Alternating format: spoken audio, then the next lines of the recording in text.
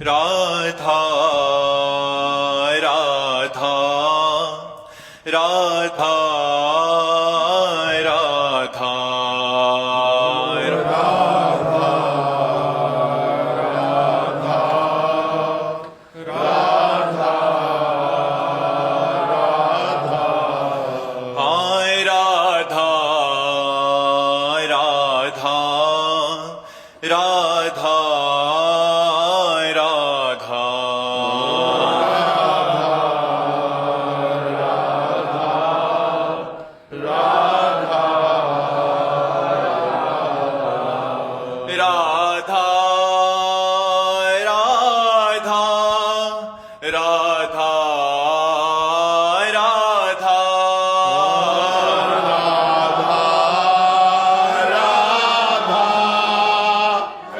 राधा राधा राधा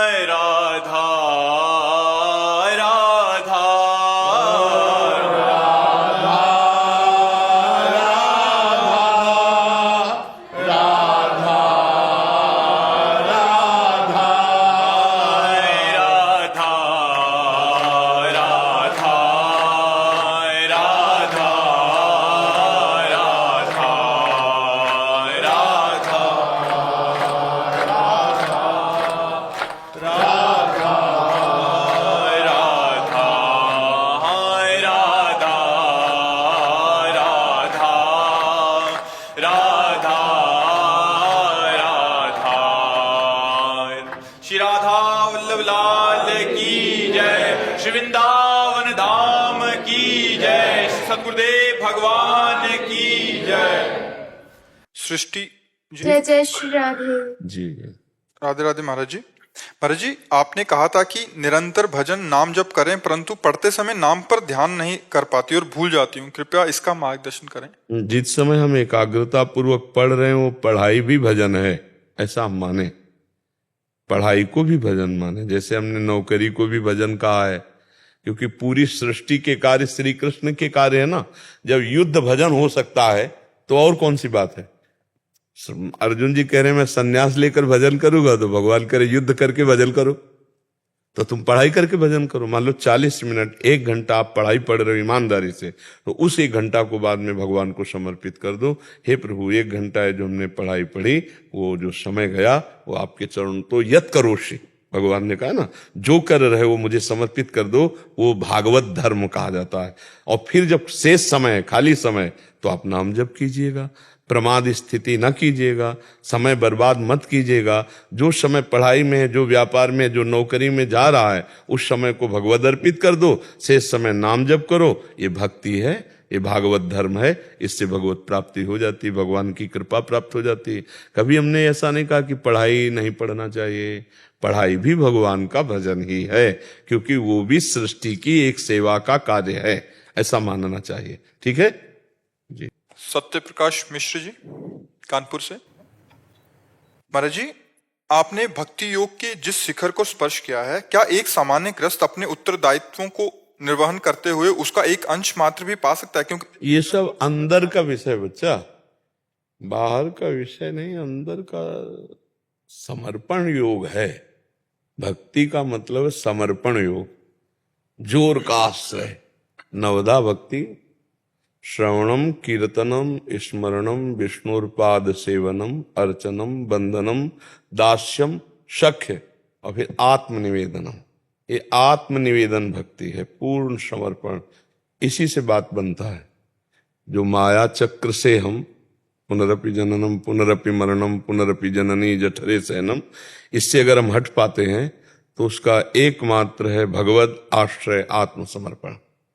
भगवान को मन वचन कर्म से समर्पित हो जाना, अन्य आश्रय ना लेना। तो धीरे धीरे धीरे धीरे हमारे हृदय की स्थिति भगवदाकार हो जाती है। हम अगर शरीर का आश्रय लेते हैं तो फिर काम क्रोध लोभ मोह मद मत्सर ये सब छा गए। हम जिसका आश्रय लेते हैं उसका स्वाभाविक चिंतन होता है। जैसे हम शरीर का आश्रय लिए तो हमें शरीर का ध्यान नहीं करना पड़ता, शरीर का चिंतन नहीं करना पड़ता। सो के जगे तो हमें ये नहीं देखना होता कि मैं पुरुष हूं कि मैं स्त्री हूं, क्या कुछ नहीं, क्योंकि आश्रय लिए तो जगते ही तत्काल। विस्मृति एक क्षण की नहीं हुई। हमारी बात को समझ पा रहे हो आप? ऐसे ही जब हृदय से हम आश्रय भगवान का ले लेते हैं तो उठते बैठते चलते फिरते खाते पीते सब समय भगवान की स्मृति रहती है। अखंड स्मृति ही भगवत साक्षात्कार का स्वरूप है। अखंड स्मृति। अब वो क्रियाएं कुछ कर रहा हो, वो किसान हो, वो व्यापारी हो, वो बैरागी हो, इससे कोई मतलब लेना देना नहीं। श्री रैदास जी कठौते में जो अपनी क्रिया करते थे, तो इसी से बड़ों बड़ों को भ्रम था कि पर हर समय भगवान की स्मृति में डूबे हुए और अपने कर्तव्य कर्म को, दूसरे से अपना कर्तव्य कर्म यदि छोटा भी हो तो महान है। स्वधर्मो निधनो श्रेया परधर्मो भयावहा। नाम स्मरण चल रहा और अपना कर्तव्य कर्म चल रहा तो बच्चा सब ठीक हो जाता, चाहे विद्यार्थी हो, व्यापारी हो, किसान हो, सर्विसमैन हो, कोई भी हो। इसमें हमें बताओ, अंदर से हम नाम चिंतन कर रहे और बाहर से अपने कर्तव्य को कर रहे। दो ही बातें बहुत जोर की बात है। अर्जुन जी से भगवान कह रहे हैं माम निस्मर युद्ध च। एक बात पकड़ लो। अब आप इसमें बताओ गृहस्थ कहां बाधक है इसमें? प्रभु जी, आप तो कष्ट, आपने जितने आपसे कष्ट जो जीवन के पढ़े हैं और देखे हैं, तो लगता नहीं है कि नहीं, कष्ट तो इसमें बात ये समझनी है कि एक वैज्ञानिक बल्ब बनाने में कितनी मेहनत की होगी, लेकिन हमको सहज में मिल रहा है। तो हमको वैज्ञानिक बनना है या लाइट का आनंद लेना है? लाइट का आनंद ले रहे ना। मेहनत तो वैज्ञानिक ने की, प्रणाम है उसको, लेकिन उसने सुविधा करके हम सबको प्रकाश के लिए बल्ब की रचना करके दे दिया। तो संत महात्माओं के लिए हम वंदन इसीलिए करते हैं, इसीलिए वो जगत वंदनी है कि उन्होंने जीवन में जो बात बहुत कष्टप्रद सही है और पाई है, वो आपको एक सेकंड में फ्री दे रहे हैं। तो आपको जरूरी है कि गाड़ी मुगल सराय से आ रही है तो हम वहीं बैठे, मथुरा स्टेशन में क्यों ना बैठ जाओ? गाड़ी उतनी यात्रा करके हमारे नजदीक स्टेशन मथुरा में आ गई तो हम यहां से बैठेंगे और हम लक्ष्य आगे वाला तय कर लेंगे। तो संत अपने जीवन की यात्रा तय करके कठोरता पूर्वक जो अनुभव किया वो आपको ऐसे दे रहे हैं। तभी कहा गया है बड़े भाग पाइप सत्संगा। और आगे शब्द क्या है? बिना ही प्रयास होई भव भंगा। बिना प्रयास के संसार समुद्र से पार। अब दूसरों को लगता है कि जो बात इन्होंने इतना कष्ट करके प्राप्त किया वो मुझे ऐसे सहज में मिल रही तो लाभ नहीं मिलेगा। ऐसा नहीं। तात स्वर्ग अपवर्ग सुख धरी तुलाए कंग। तूल न ताए सकल मिली जो सुख लव सत्संग। क्यों इतनी महिमा गाई गई सत्संग की? इसीलिए गाई गई कि वो भले कष्ट सहकर तपस्या के द्वारा वो बात समझे, पर वो हमको सहज में दे रहे हैं। बस मान ले सहज में तो कल्याण हो जाए।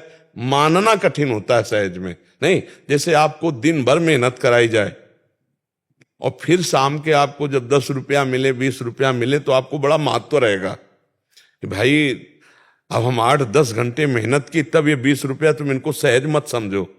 लेकिन जब तुम 20 रुपया किसी को ऐसे ही दोगे तो उसने तो मेहनत की नहीं ना, तो 20 रुपये का महत्व नहीं समझेगा।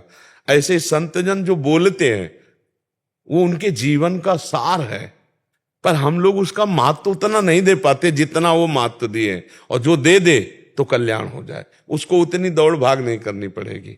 जहां से संत मिल गए वहीं से हमारी यात्रा प्रारंभ, तो भगवत प्राप्ति सहज में हो जाती है। इसीलिए कहा गया उमा संत समागम सम न लाभ कछु आन। हे उमा, संत समागम से बढ़कर कोई लाभ नहीं है। तो हमें ये लाभ लेने आए, ये संत भगवान के स्वरूप है। हमें लाभ देने के लिए स्वयं सब मेहनत करके, और हमको दे रहे हैं सहज में, बस हमको लेना है। तो हमको लेना भी नहीं आता, श्रद्धा विश्वास पूर्वक हम वो बात नहीं ले पाते हैं। इसीलिए हमको फिर कष्ट सहना पड़ता है। क्या कष्ट सहना पड़ता है? दौड़ना पड़ता है, भागना पड़ता है। बात मान ले तो उतना कष्ट सहना थोड़ी पड़ेगा। जो एक बात के लिए वो कितना कष्ट सहे, वही बात तो हमको सहज में दे रहे हैं, भैया ऐसे कर लो, ऐसे तुम्हारा काम बन जाएगा। और बन जाएगा, आप देख लो मान करके बात।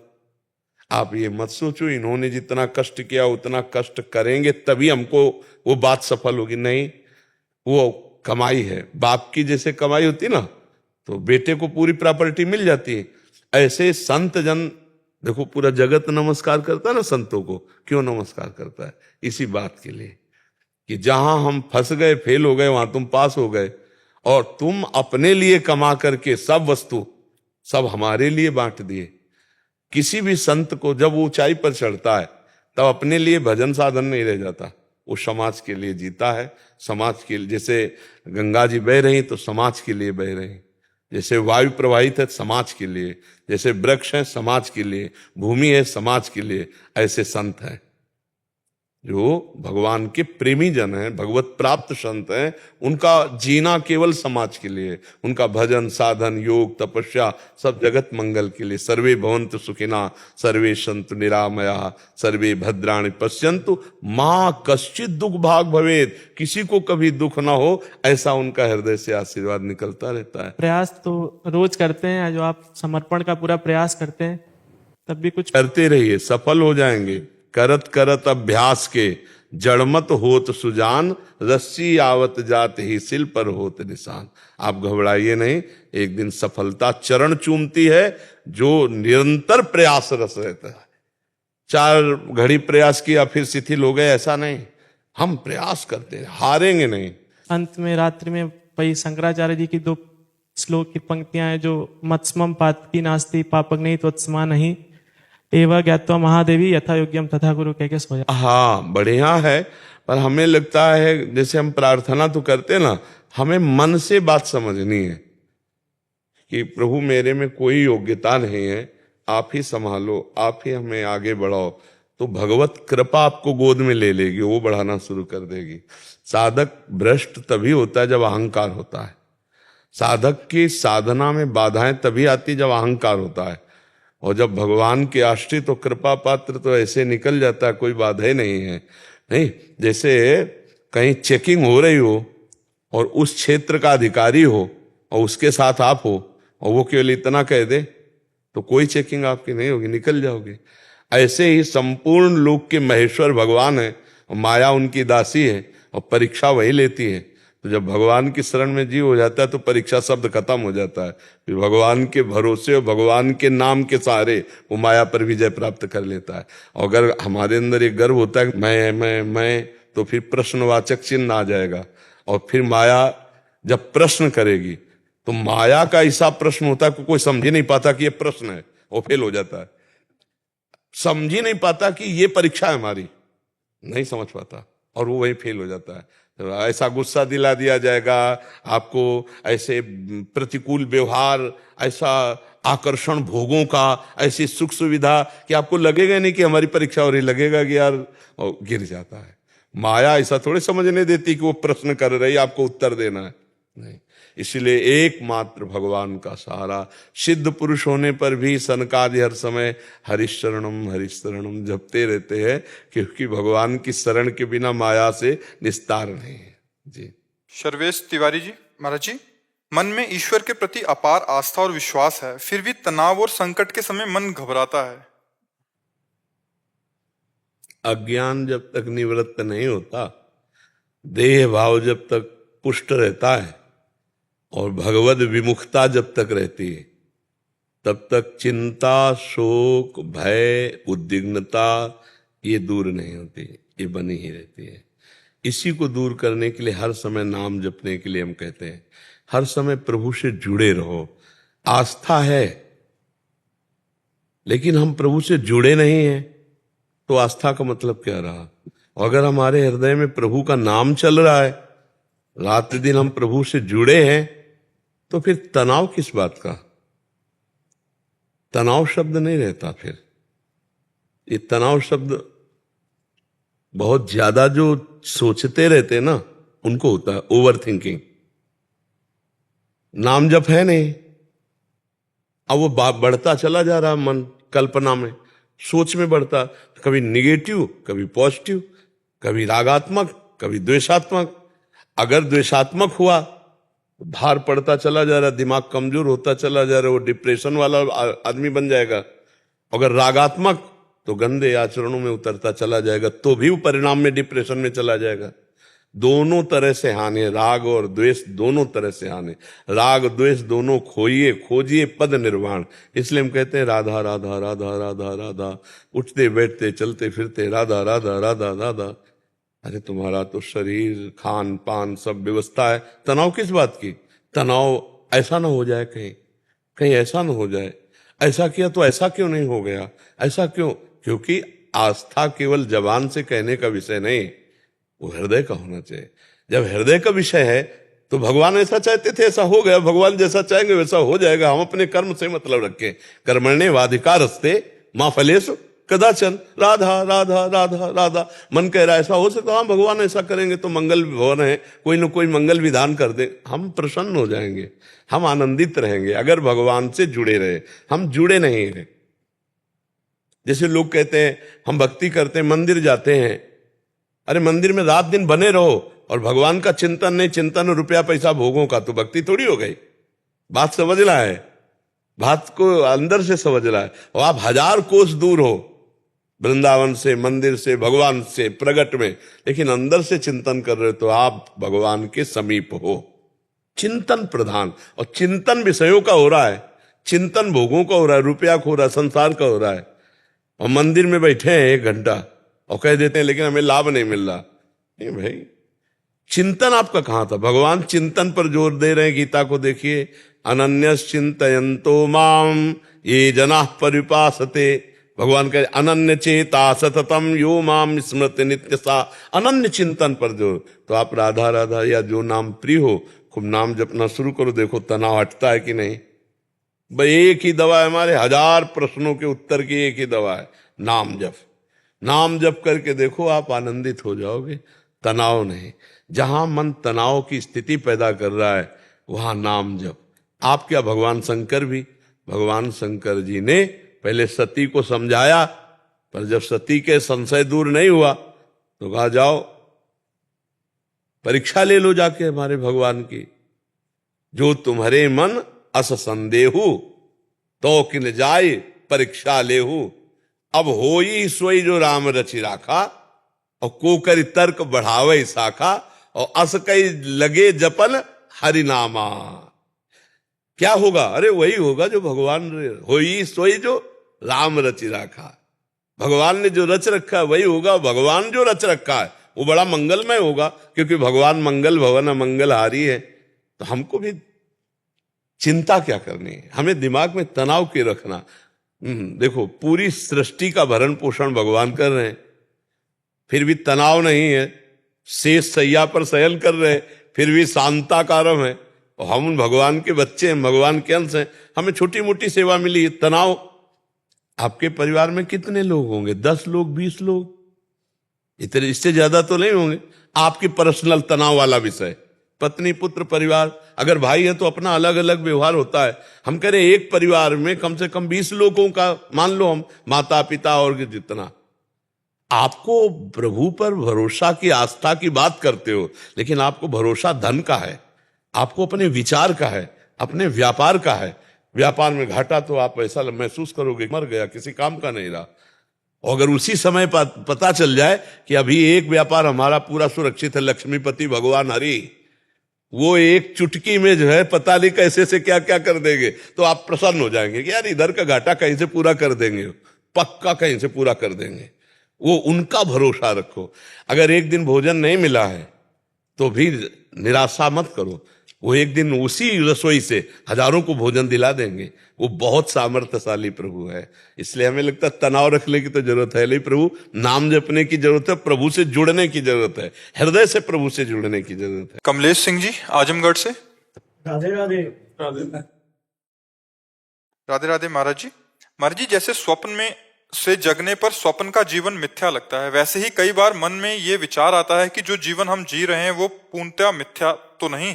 क्या इस संसार को जैसे मैं देख रहा हूं वैसा ही बाकी लोग भी देख रहे हैं, या फिर सबकी दृष्टि का संसार अलग अलग है? वैसे दृष्टि की ही सृष्टि है, जिसकी जैसी दृष्टि होती है वैसा ही संसार अनुभव में आता है। किसी को राम दृष्टि तो सिय राम में सब जग जानी, किसी की श्याम दृष्टि और किसी की काम दृष्टि, अलग अलग दृष्टि है। तो हमको जैसा दिखाई देता है वैसा आपको दिखाई देता है कि नहीं, आपकी दृष्टि, और आपको जैसा दिखाई देता है वो हमको दिखाई देता है कि नहीं, हमारी दृष्टि। ये संसार अपनी दृष्टि के अनुसार दिखाई देता है। आंतरिक बात, बाह्य तो मान लो जो स्त्री देख रहे हो तो स्त्री ही दिखाई देगा, हजारों को लाखों को दिखाई देगा, लेकिन आंतरिक दृष्टि में वो स्त्री तत्व में भगवत तत्व देख रहा है कि नहीं, स्त्री शरीर में जो पांच भौतिक शरीर की रचना है उसमें भगवत तत्व देख रहा है कि नहीं, या उसमें काम भाव देख रहा है, या उसमें पूज्य भाव देख रहा है, या उसमें मातृ भाव। 100 स्त्री ही देख रहे हैं लेकिन उसमें आंतरिक चिंतन 100 का अलग अलग होगा। तो जो चिंतन वही दर्शन माना जाता है। हाँ, तो इसलिए अपने को यही मानना है कि सबकी अलग अलग दृष्टि है, और एक दृष्टि हो गई जिसकी, वही जीवन मुक्त हो गया। एक दृष्टि, भगवान के सिवा दूसरा कोई नहीं है। एको ब्रह्म द्वितीयो नास्ति। उपनिषद शास्त्र कहते हैं एक ब्रह्म के सिवा दूसरा कुछ नहीं है। अगर ये दिखाई दे रहा है तो सही दिखाई दिया, अब नहीं तो सही नहीं दिखाई दिया। फिर तो अभी तक माया का, द्वैत का जो मल है नेत्रों में वो अभी हटा नहीं। वो हट गया तो जड़ चेतन जग जीव जत सकल राम मैं जाने, बंदों सबके पद कमल सदा जोरी जुग पान। सब में भगवान विराजमान, सब भगवान। ये सही दृष्टि है। और गलत दृष्टि मायायुक्त, क्या ये पुरुष है, ये स्त्री है, गुणवान है, ये दोषयुक्त है, ये उत्तम है, ये अधम है, ये नीच है, ये महान है, ये अज्ञान की दृष्टि है। और विद्या विनय संपन्ने ब्राह्मणे गविहस्तनी स्वनीच सुपाके चा पंडिता समदर्शिना। ये पंडित की दृष्टि, पंडित माने होता ज्ञानी, ये ज्ञानी की दृष्टि है जो विद्या विनय संपन्न में और गाय में, हाथी में, कुत्ते में, चांडाल में एक ही तत्व को देखता है, वो ज्ञानी है। और जो अलग अलग देखता है वो अज्ञानी है। जो सब में एक भगवान को देखता है वही सच्ची दृष्टि है। जो अलग अलग भेद दृष्टि, नानात्व दृष्टि, यही अज्ञान की दृष्टि है। वैसे हम ये कहना चाहेंगे कि मिथ्या केवल हमारी अभी की मान्यता है, मगर कुछ मिथ्या नहीं है। जैसे कहा जाता है ना शरीर मिथ्या है, नहीं नहीं, पंचभूतों से रचित है तो पंचभूत अपने अपने तत्व में मिल गए और वो अपने अपने तत्व में मिल गए, और जब आप देखो तो सब जाके ब्रह्म में मिल गए। तो ब्रह्म स्वरूप अब भी है, इसलिए सर्वम खलमिदम ब्रह्म। पर पहले वैराग्य धारण करने के लिए पहले दो पद्धतियां स्वीकार की जाती हैं, एक नहीं और एक है, व्यतिरेक और अन्वय। तो ये नहीं है, ये नहीं है, ये नहीं है, तो जहां हम है में पहुंचे तब फिर जब देखेंगे तो सब वही है, एक भी चीज नाशवान नहीं है। अब वो सब नाशवान है नहीं, अशाश्वतम भगवान कह रहे नाशवान है। तो क्या नाशवान? ये आकृति, ये आकृति नहीं रहेगी, पर तत्व तो रहेंगे ना। आकाश तत्व आकाश में मिल जाएगा, जल तत्व जल में, वायु तत्व वायु में, अग्नि तत्व अग्नि में, पृथ्वी तत्व पृथ्वी में। और इन सब तत्वों के बाद में जहां मिलन होगा वो ब्रह्म है। ब्रह्म से प्रकट हुआ, ब्रह्म में ही लीन हो गया, तो सब ब्रह्म ही है। ब्रह्म के सिवा कुछ नहीं है। केवल पद्धति है को समझने के लिए नहीं नहीं नहीं और फिर है, नेति नेति नेति और फिर इति। यही है, यही है, यही है परमात्मा। सब रूपों में साक्षात परमात्मा ही ये सब बना हुआ है, सब कुछ वही बना हुआ है। पर हमारी अभी वो दृष्टि नहीं जागृत है, इसलिए नहीं दिखाई दे रहा। नहीं, गोपीजन देख रहे ना, जित देखूं तित श्याममयी।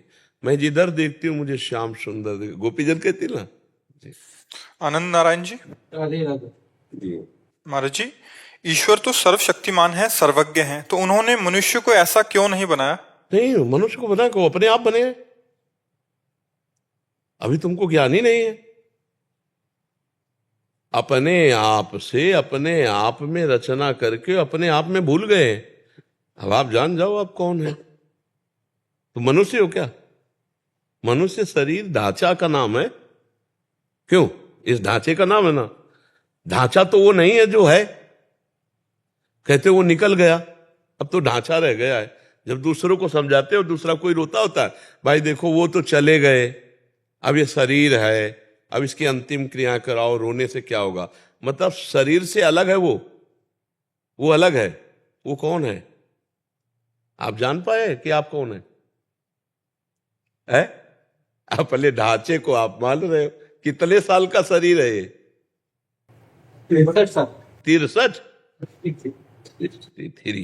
63 साल हो गए आपको शरीर में रहते हुए, और आप अपने को नहीं जान पाए अभी तक।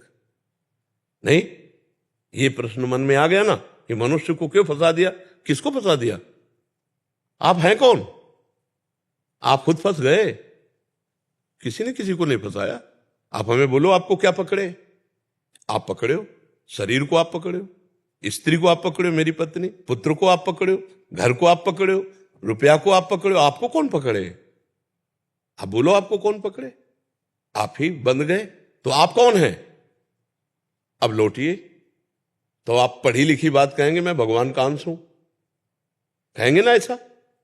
अगर आप थोड़ा भी शास्त्र पढ़े हैं तो ईश्वर अंश, जीव अविनाशी, रामायण, गीता, ममैवांशो जीवलोके जीवभूता सनातना। जीव कौन है?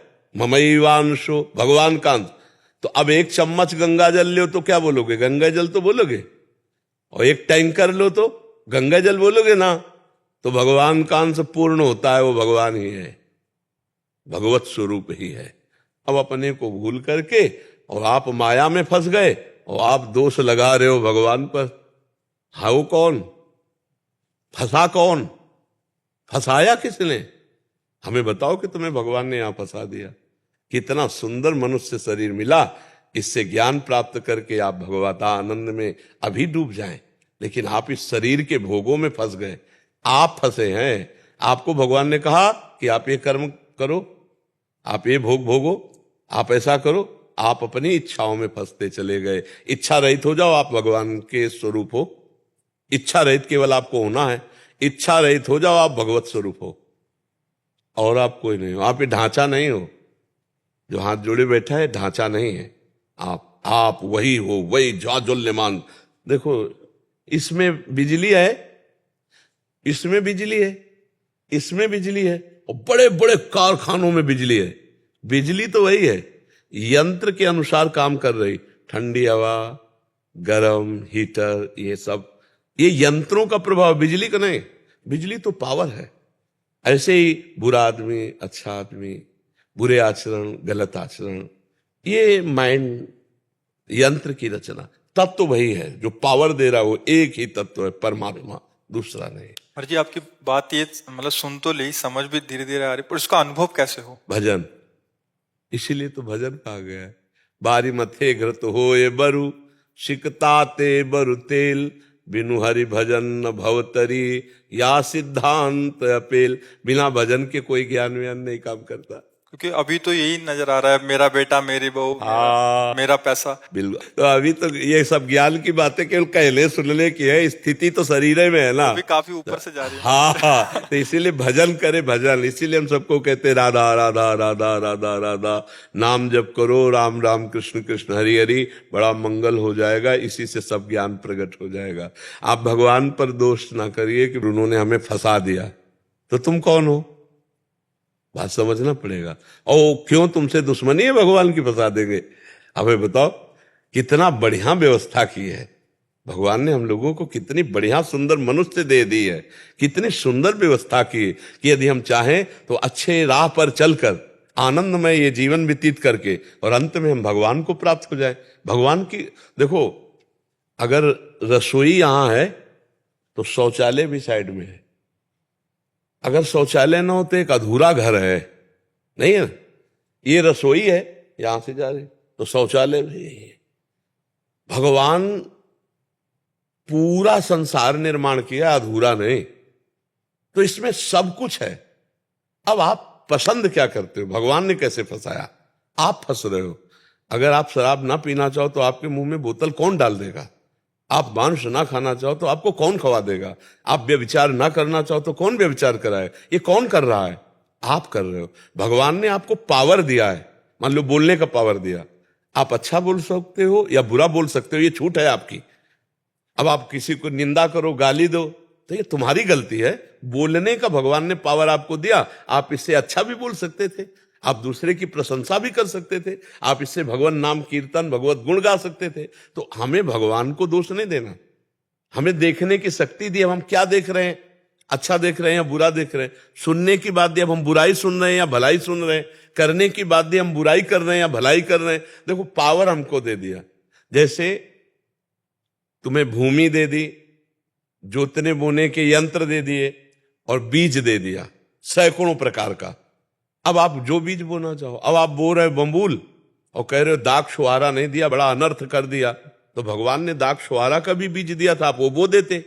ऐसे ही आप चाहते सुख हो और करते पाप हो, तो आपको सुख कैसे? पाप रूपी वृक्ष में दुख रूपी फल लगता है, विपत्ति रूपी फल लगता है, और पुण्य रूपी फल उसका जब आएगा तो सुख लगेगा, आनंद मिलेगा। तो आप आनंद के मार्ग में चलो तो अभी आनंद मिल जाए। अब बुरे मार्ग में चलोगे, बोले भगवान सर्वशक्तिशाली थे, फिर उन्होंने ऐसा नहीं। भगवान ने नरक भी बनाया है और भगवान ने स्वर्ग भी बनाया है। भगवान ने अच्छाई भी बनाई है, बुराई भी बनाई है, और दोनों का आपको ज्ञान है कि ये अच्छा है बुरा है। तो आप बुरा ना करो, अच्छे मार्ग में चलो, आनंद हो जाएगा। भगवान कहाँ बांधे हुए हैं? हमें तो ये नहीं समझ में आता कि हमें बांधे कौन है। हम खुद बंधे हुए हैं। तुम इच्छा करके गलत आचरणों में बंधते चले जा रहे हो। तो अब फिर कहते भगवान की माया बड़ी जोरदार है, छोड़ नहीं रही। छोड़ कहां रही? तुम नहीं छोड़ रहे यार, काहे को माया पे डाले हुए हो? तुम नहीं छोड़ रहे। हमें बताओ, तुम छोड़ दो, तुम्हें कौन पकड़े? आप ही पकड़े हो, आपको कोई नहीं पकड़े। अब लोग मूर्खता में फंसे, नहीं फंसे? बोले यार चाहे जो कुछ हो जिंदगी में, ये तो नहीं छोड़ सकते, हम इसके बिना जी नहीं सकते। और जब स्वीकार नहीं किया था तब भी तो जी रहे थे। ये कमजोरियां हमारे अंदर आ गई। यही भगवान की माया का दोष हम दे देते हैं कि ये भगवान की माया है। मां माने नहीं या माने जो है नहीं, उसको हम दोष दे रहे हैं और हम ही गलती करके फंसते हैं। क्यों भैया? कहीं भगवान दोषी नजर आते हैं क्या? आप हमें बता दो। इतना सुंदर आपको नेत्र दिए, कान दिए, नाक दिए, हाथ दिए, पैर दिए, कितने कृपालु हैं भगवान। और हमको अवसर दिया कि हम भजन करके भगवान को प्राप्त करें, और हम भूल गए संसार के भोगों में। अब इसमें भगवान का क्या दोष है? हमें तो नहीं लगता प्यारे भगवान का कोई दोष है। हमारे दोष हैं। अब हम उनसे क्षमा याचना करके भजन करें, अभी आनंद आ जाएगा। भजन करो, भजन करने से ही परमानंद की प्राप्ति होगी। नाम जप करते हो?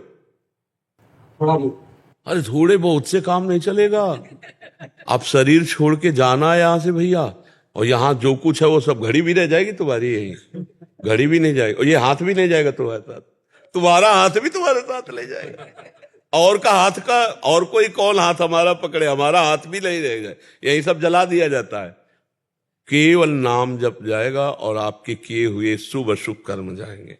इसलिए सबसे प्रार्थना है, मन लगे ना लगे, खूब नाम जप करो, उठते बैठते चलते। इसमें पैसा नहीं लगता भाई, राम राम हरि हरि कृष्ण कृष्ण राधा राधा, इसमें कहने पैसा लगता है क्या?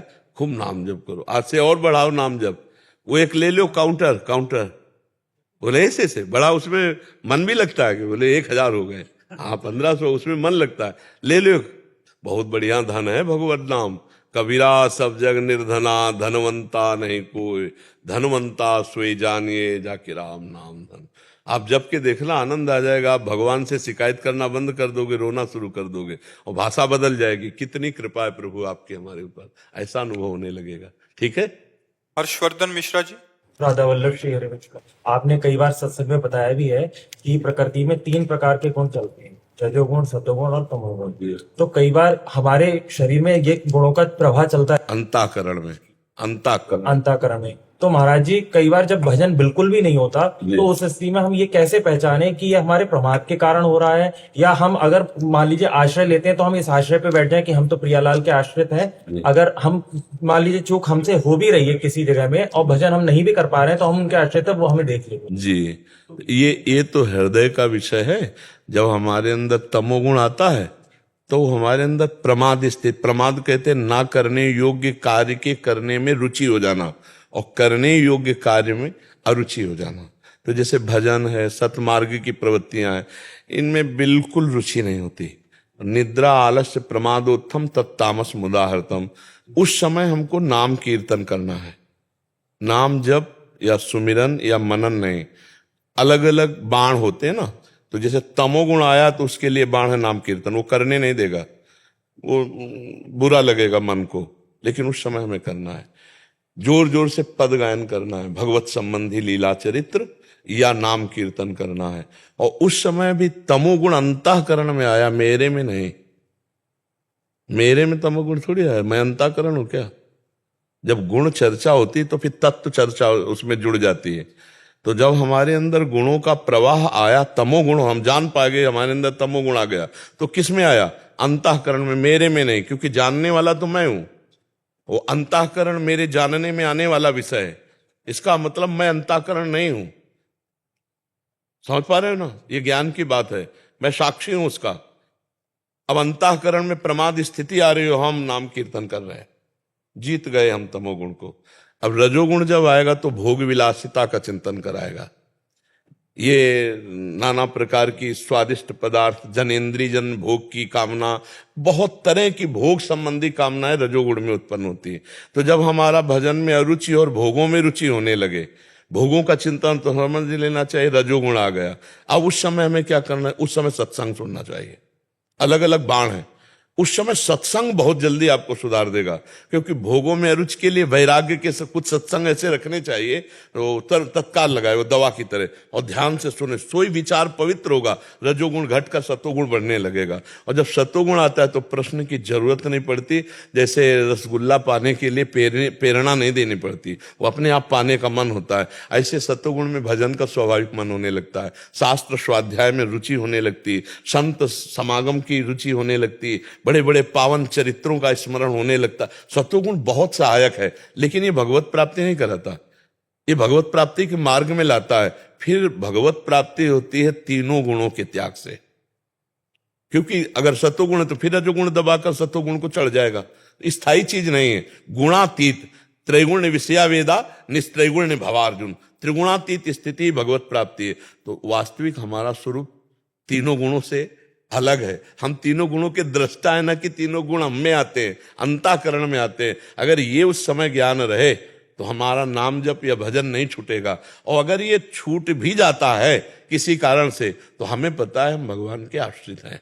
ये अंतःकरण मलिन इस समय है, पर मैं नहीं, मैं भगवान के आश्रित हूं। इतना हृदय में, जैसे आप देखो कोई सुखद या दुखद परिस्थिति आती है, ये अंदर का विषय है, तो आपकी मनोवृत्ति कहां जाती है? किसी व्यक्ति पर, अपने पर, या श्री जी पर। मैंने ये किया अच्छा काम तो उसका परिणाम मुझे अच्छा मिला, ये आता है कि श्री जी की कृपा से अच्छा कार्य हो गया, श्री जी ने। अगर श्री जी पर गया पहला तो आप श्री जी के आश्रित हो, और अगर अहम पर आया या किसी व्यक्ति वस्तु पर गया तो आप उसके आश्रित हो, अहम के आश्रित हो। समझ पा रहे हो? जात से समझ रहे हो? भारी दुख की परिस्थिति आती है, आपका मन भाग के सबसे पहले कहां जाता है? अगर किसी व्यक्ति के पास गया तो आप उसके आश्रित हो, अगर अहम से कि हम देख लेंगे तो आप अहम के आश्रित हो, अगर यह है कि श्री जी देख लेंगे, श्री जी तो देख रहे हैं ना, तो श्री जी के आश्रित हो। अंदर का है विषय। अगर हमारा मन अहम या किसी व्यक्ति वस्तु पर जाता है तो हमें तत्काल अंदर से जलना है कि अभी भगवद आश्रित नहीं हुए। अगर भगवद आश्रित हुए होते तो सर्वप्रथम प्रभु के पास जाता। और भगवद भक्ति करते हुए भी भगवद आश्रय बहुत विलंब से होता है। ध्यान दीजिए, द्रौपदी जी भगवान की भक्ता हैं, दुशासन बाल पकड़ के घसीटता हुआ महल से ला रहा है, उनका विश्वास आश्रय 5 पति बलवान और सभा में बैठे हुए धर्मज्ञ महापुरुष है। लेकिन जब सभा में आती है तो 5 पतियों का आश्रय नहीं होता, टूटता है। फिर धर्मज्ञों का, भीष्मादि का आश्रय टूटता है, फिर अपनी भुजा का आश्रय, फिर अपने दांत का आश्रय, फिर देखा अब तो आखिरी में आश्रय गोविंद का हुआ। अब जहां गोविंद का आश्रय हुआ तो यहीं से वस्त्रावतार भगवान का हो गया। ये चूक हमारी बनी रहती है कि हम किसी न किसी वस्तु, व्यक्ति, स्थान, पद, प्रतिष्ठा, इनका आश्रय लिए रहते हैं। अगर वो अंदर से पहली पुकार भगवान के पास गई तो सिर्फ आश्रय भगवान का आपका है, और पूरा जीवन हमारी साधना आश्रय को ही पुष्ट करने में होती है। भागवत का 10वां जो है वो आश्रय ही है। अगर आश्रय पुष्ट हो गया तो भगवत प्राप्ति पक्की। हम यही सबसे कहते रहते हैं, आश्रय पुष्ट हो गया तो भगवत प्राप्ति पक्की। भगवत प्राप्ति किसी क्रिया से नहीं होती, आश्रय से होती है। और सारी साधनाएं आश्रय पुष्टि के लिए। नौवीं भक्ति जो है वो आत्मसमर्पण है। श्रवणम, कीर्तनम, अर्चनम, वंदनम, दास्यम, सख्य, आत्मनिवेदनम, जो भगवान का आत्मनिवेदन स्वरूप है, यही आश्रय है। श्रवणम, कीर्तनम, स्मरणम, विष्णुर्पाद सेवनम, अर्चनम, वंदनम, दास्यम, सख्य, आत्मनिवेदनम। ये जो आत्मनिवेदन नवदा भक्ति है, ये 8 भक्तियां उसकी साधन हुई और साध्य हुआ आत्मसमर्पण, और आत्मसमर्पण से ही भगवत प्राप्ति है। महर्षि, इसमें एक बात और पूछना थी।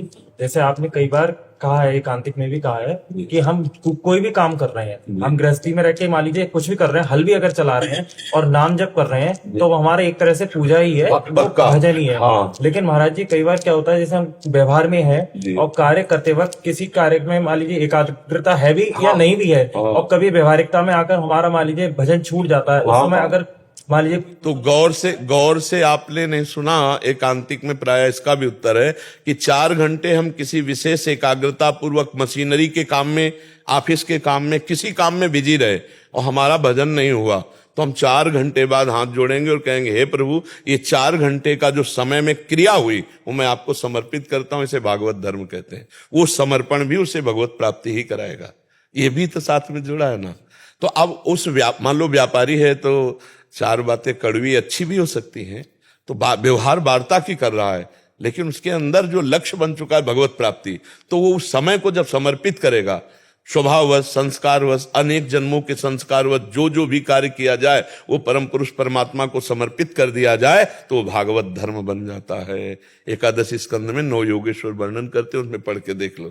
स्वभाववश, संस्कारवश, अहंकारवश जो भी क्रियाएं होती हो, जब परम पुरुष परमात्मा को, नारायण को, हरि को अर्पित कर दी जाती है, तो भागवत धर्म हो जाता है। और कहीं नाम जप करते हुए और तब तो फिर समर्पण का क्या कहना।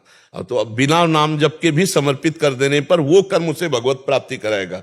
भगवान ने भी आदेश किया, यत करोषि, जो करो वो मुझे समर्पित कर दो। आपकी शरण में है, आपकी नहीं, हम सब प्रभु की शरण में हैं, हम सब प्रभु की शरण में हैं। की कृपा से जो कुछ नाम जब चल पाता है चल। हाँ, नहीं, ऐसा भाव रखो, पर हम सब भगवान की शरण में हैं। जो आपको संभाल रहे हैं वही हमें भी संभाल रहे हैं। हम सब उन्हीं के छत्र के नीचे नहीं। हाँ, हम आपकी लिफ्ट में है बस। हाँ, ऐसा मान लेते हैं लेकिन लिफ्ट में पावर तो कुछ और है, जो हमको भी ले चल रहा है, आपको भी ले चल रहा है। सोनी जी, कोटि कोटि प्रणाम महाराज जी। महाराज जी, छोटे छोटे अहंकार के द्वारा मेरे से जो कर्म होता है उसके बाद मन बहुत विचलित रहता है। करते समय ये याद नहीं रहता कि मुझे ये नहीं करना चाहिए या करना चाहिए, और जब याद फल... तो रहता, पता भी होता है नहीं करना चाहिए। ऐसा थोड़ा हम लोग गलत बोलते हैं कि हमें पता नहीं है, गलत था, मुझे पता नहीं था कि गलत था। लेकिन नहीं, पहले भी पता था कि मैं गलत करने जा रहा हूं, और करते समय भी डर लगता है मैं गलत कर रहा हूं, पर वो भोग की प्रियता के कारण, उसमें प्रियता के कारण, सुख बुद्धि होने के कारण ठीक निर्णय नहीं कर पाते हम। और जब हम उसको भोग लेते हैं तब बाद में हमको जलन होती कि क्यों किया, हम जानते थे गलत है, क्यों किया, आज से नहीं करेंगे। लेकिन फिर 2-4 घंटे के बाद जब किसी भोग का संयोग होगा, तब फिर वही दशा होगी कि नहीं करना चाहिए, मैं क्यों कर रहा हूं, और फिर भी कर बैठेगा। कब तक? जब तक उसके अंदर असलियत में, उसमें जो सुख बुद्धि है वो नष्ट नहीं होगी। सुख बुद्धि उसमें जो जिस भी भोग में है, हम ऊपर से कहेंगे कि हमारी इच्छा नहीं थी, हम करना नहीं चाहते थे, अच्छी बात है, वो ठीक कह रहा है, लेकिन उसमें अंदर से सुख बुद्धि थी, इसलिए ना चाहते हुए भी उसे करना पड़ा। और वो तब तक करता रहेगा जब तक सुख बुद्धि नहीं हटेगी। जैसे बमन है, बमन समझते ना, बमन, उसको तुम्हें कोई खवा दे, कैसे खा सकते हो तुम? नहीं खा सकते ना, क्योंकि तुम्हारी सुख बुद्धि नहीं, घृणा बुद्धि है उस पे। ना तुम खा सकते हो, ना तुम्हें कोई खवा सकता है। लेकिन बमन के पहले वो पदार्थ जो रबड़ी, रसगुल्ला, वो दूसरा भी खवा सकता है, तुम भी खा सकते हो। क्यों? उसमें घृणा बुद्धि नहीं, सुख बुद्धि है। और वही खा के ममन कर दे तो नहीं खा सकते, क्योंकि घृणा बुद्धि है। ऐसे ही हम ऊपर से तो जानते हैं कि ये गलत है, लेकिन अंदर से कि भोगेंगे तो सुख मिलेगा, अब वो क्रियाएं होंगी, चाहे वो मांस खाना हो, चाहे शराब पीना हो, चाहे व्यभिचार करना हो, चोरी करना हो, कुछ भी हो, जिसमें अंदर से सुख बुद्धि है, वो बाहर से क्रिया गलत होने पर भी हम रोक नहीं पाएंगे, वो हमसे होगी। उस सुख बुद्धि को भजन के द्वारा नष्ट किया जाता है। जब हमारे अंदर ज्ञान प्रकट हो जाता है, नहीं देखो, अपनी बहन अपने नजदीक बैठी हो, क्या हमारी पाप बुद्धि आ जाएगी? क्या बहन है अपनी, नहीं आएगी? ऐसा तो कभी, वही राक्षस है जो राक्षस, उनकी बात मैं नहीं कहता, मनुष्य की बात कहता हूं। कोई मनुष्य ऐसा नहीं, लेकिन पराई बहन बेटी देखने पर क्यों हो जाता है? वो भी तो हमारी तरह किसी की बहन बेटी है, जैसे हमारी बहन बेटियां हैं। वो क्यों हो जाता है? क्योंकि उनमें हमारी भोग बुद्धि, सुख बुद्धि और अपनापन नहीं होता। और अगर पूरे ब्रह्मांड में अपनापन हो जाए तो हर माता बहन के प्रति, तो उसी को भगवान प्राप्त हो जाते हैं।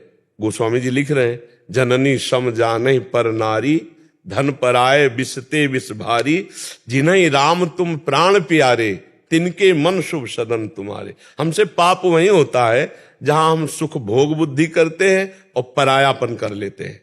अपनेपन में पाप नहीं हो। अपनी बेटी 4 हो और हम उनके बीच में बैठे हो, हंस रहे हो, खेल रहे हो, पाप बुद्धि आ जाएगी क्या? नहीं। तो फिर हम 4 बहनों को बाहर देख करके दोष दृष्टि क्यों कर लेते हैं? बस यही विवेक रखना है ना।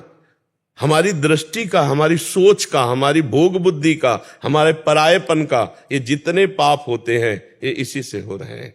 नहीं तो मन, वहां भी तो मन है, भला थोड़ा भी इधर उधर सोच कर दिखाए, सोचने की गुंजाइश ही नहीं रहती। हमें तो लगता है सोच की गुंजाइश ही नहीं रहती।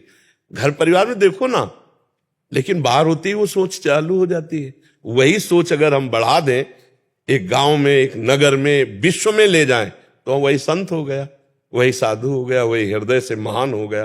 तो हमारी जहां सुख बुद्धि होती है, इसलिए हमसे हो जाता है। अगर सुख बुद्धि भजन के द्वारा नष्ट हो जाए तो फिर हमसे पाप नहीं होंगे। किसका प्रश्न था? समझ पा रहे हैं आप जी?